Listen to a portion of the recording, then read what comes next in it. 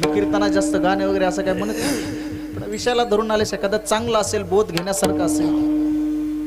एकच राजा इथे जन्मला, एकच राजा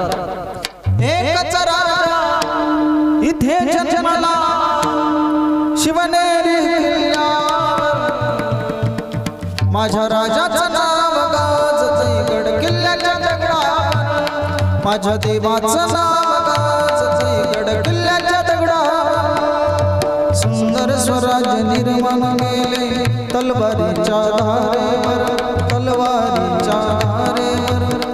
रयतेसाठी वार झेलले आपल्या निधड्या छातीवर, रयतेसाठी वार झेलले आपल्या निधड्या छातीवर.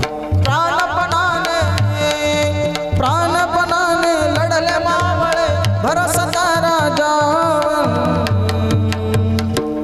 माझ्या राजाचं नाव गाजतंय गड किल्ल्याच्या दगडावर, माझ्या राजाचं नाव गाजतंय गड किल्ल्याच्या दगडावर.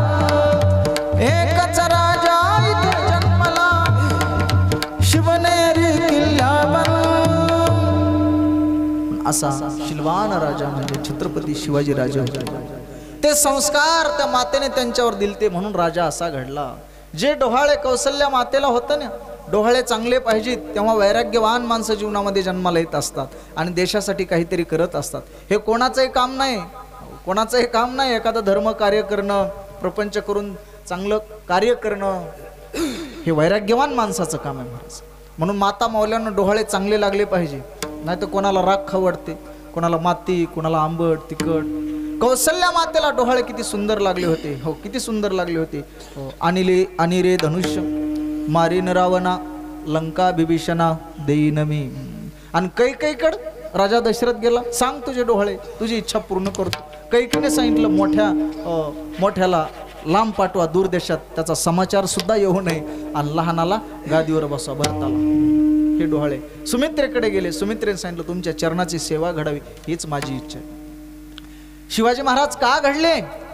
अरे जिजाऊ महासाहेबांच्या उदरात राजा असताना जिजाऊ महासाहेबांची इच्छा होती, या महाराष्ट्राच्या मातीतलं 16 वर्षाचं पोर रायरेश्वराच्या मंदिरात जातं, आणि दह्याचा नाही, दुधाचा नाही, अमृताचा नाही, रक्ताचा अभिषेक करतं.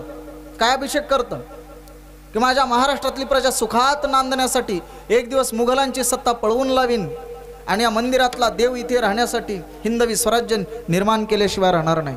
मला वाटतं ही इच्छा 16 वर्षाच्या पोराची नव्हती महाराष्ट्राची, तर ही इच्छा जिजाऊ महासाहेबांचीच होती. उदरात असताना ही इच्छा महाराज, उदरात असतानाच जिजाऊ महासाहेबांनी ते संस्कार त्याच्यावर दिले.